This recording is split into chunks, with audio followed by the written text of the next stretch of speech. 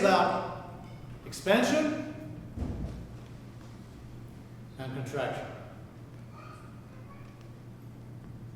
Astronomers have discovered evidence to suggest that the universe came into existence 15 billion years ago.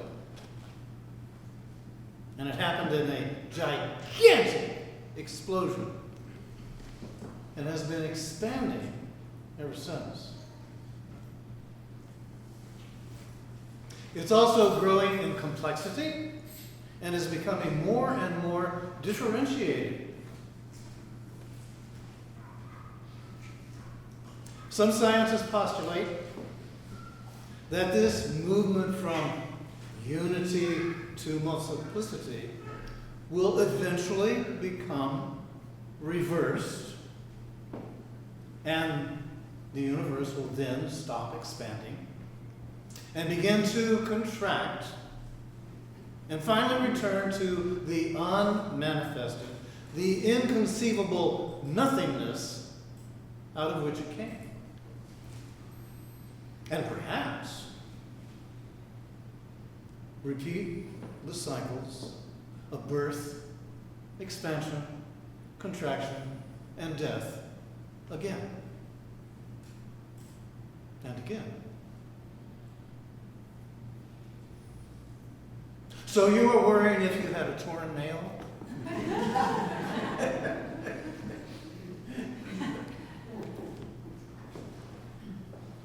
So the universe has an inner and an outer purpose inseparable from your purpose and my purpose. The outer purpose of the universe is to create form and experience interaction in forms. The play, the dream, the drama, whatever you want to call it. And then its inner purpose is to awaken to its formless essence. Then there comes a reconciliation of the outer and the inner purpose to be conscious, and to be conscious in the world of form and thereby transform the world. If you only look within and not, or if you only look without and not within, you're not going to discover that you have an inner and an outer purpose. You're not going to realize that you are a microcosmic reflection of this great vastness, this microcosm, this macrocosm.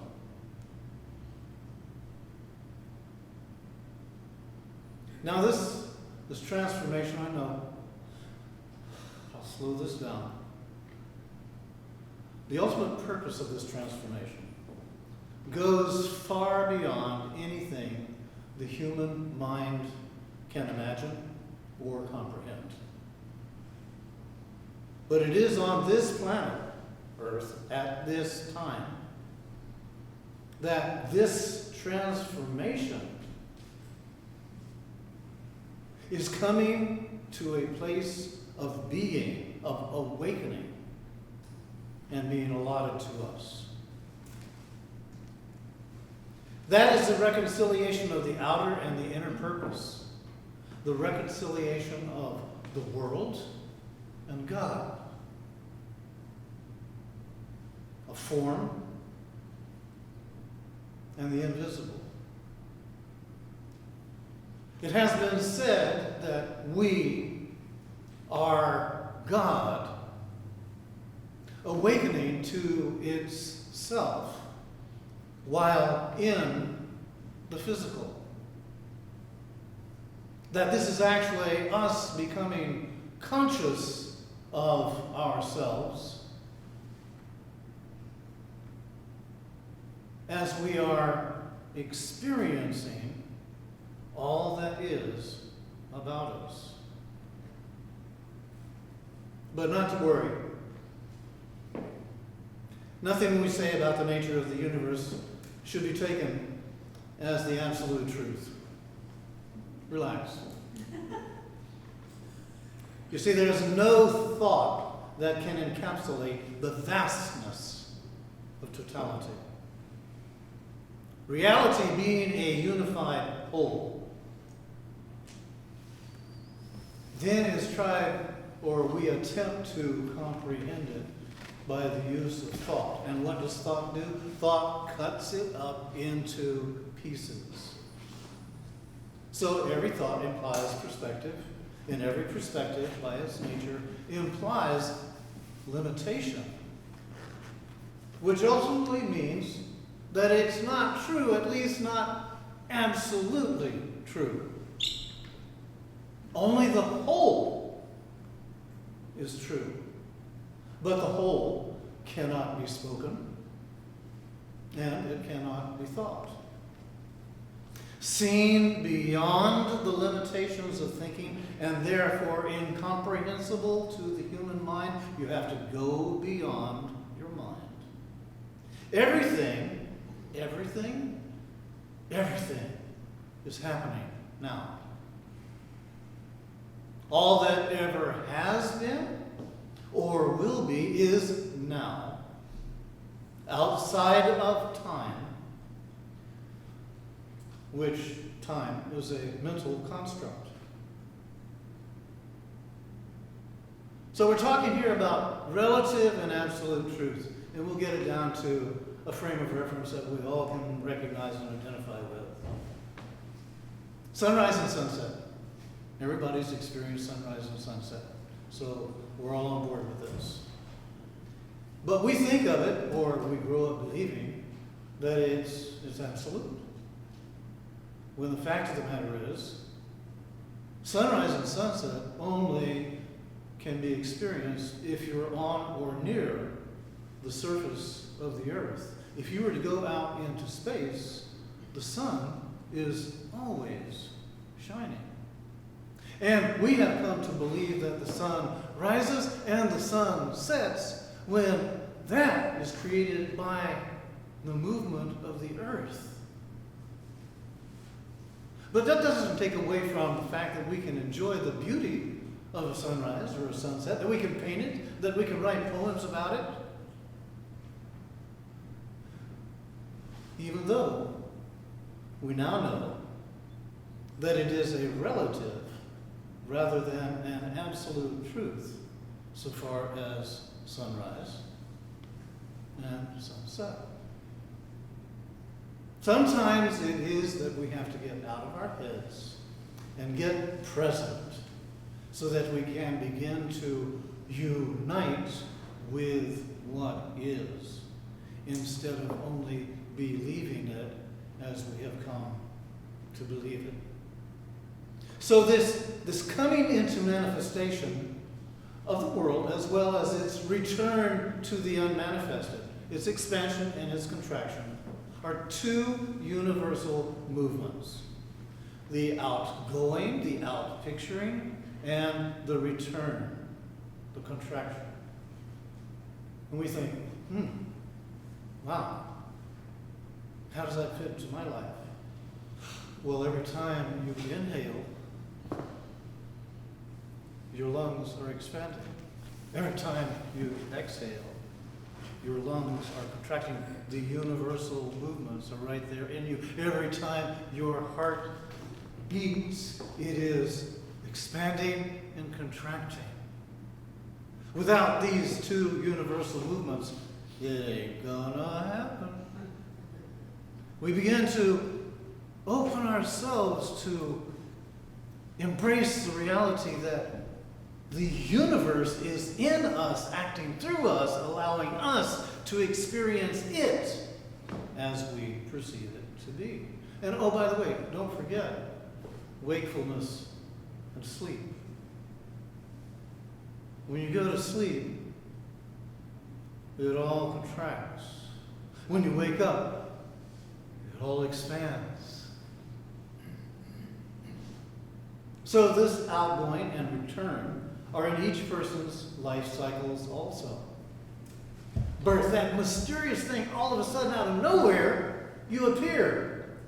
And immediately following birth, all of this expansion starts happening. Physical growth, growth of knowledge, activities, possessions, experiences. Life becomes increasingly complex. You're involved in pursuing your outer purpose. And at the same time, there is a corresponding growth of ego. And what is ego? It's your identification with form, your form identity. It becomes more defined. You unconsciously say, I am becoming who I am, when in reality, you're simply developing an identity with form. So this time when outer purpose growth is going on, something happens with ego in that ego usurps all of this, which is unlike nature.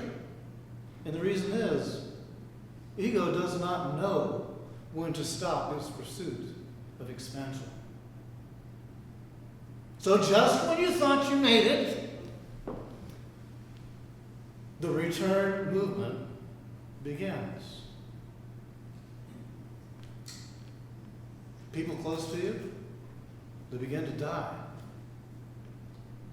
Your physical form, it weakens. Your influence shrinks. You now become less. And what happens to ego?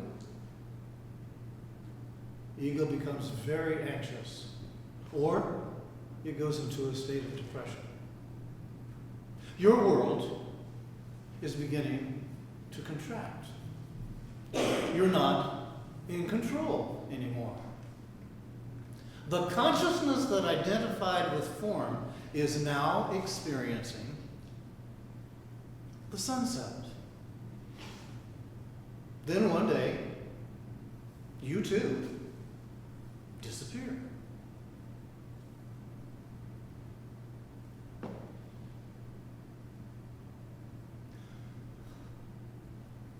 Okay, before you sink into a funk, as allow yourself to stay open with this consideration. Each person's life, as a matter of fact, each life form represents a world. And this world is a unique way in which the universe experiences itself. And when your form dissolves, a world comes to an end. One of countless worlds. Open yourself now and allow yourself to consider, how long has this been going on our planet? How many of us are here right now? How many worlds are in the process of experience? And what is that registering as with God?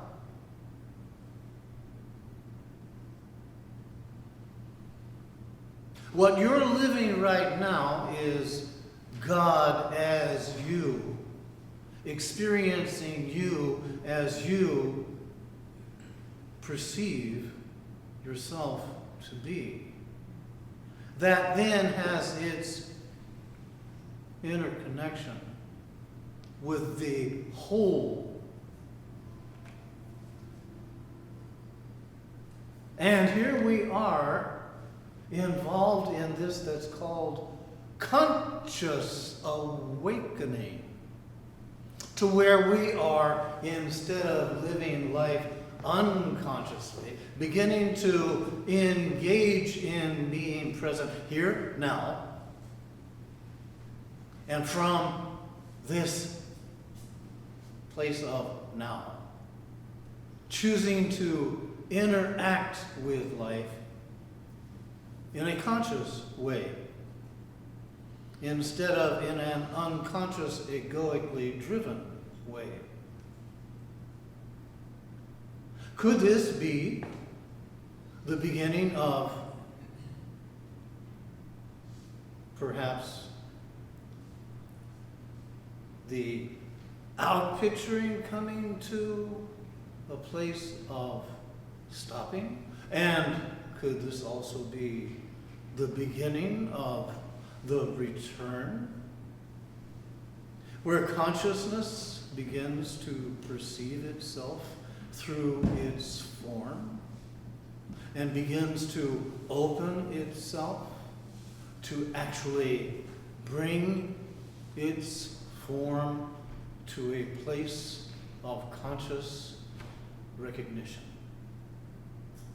So instead of you always waking up and believing yourself to be who you believe yourself to be, start taking the opportunity to be present and to consider,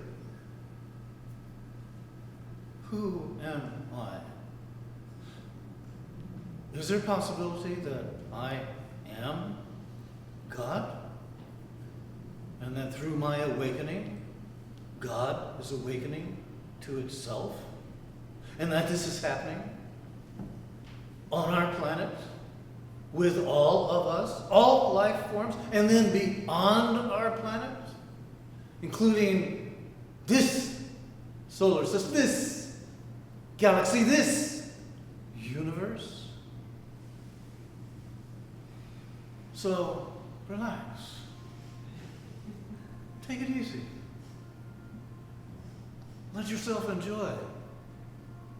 And enjoy opening up to who you truly are. And if this was too stressful for you, I found a part bottle of Chilean wine in the refrigerator that if you'd like to share it with those, perhaps it will help you.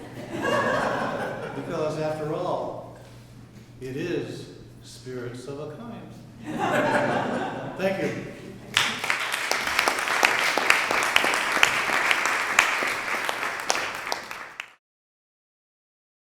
For more information about the Metaphysical Church of Enlightenment or the Rodin Foundation, please go to our website at www.rodin.org.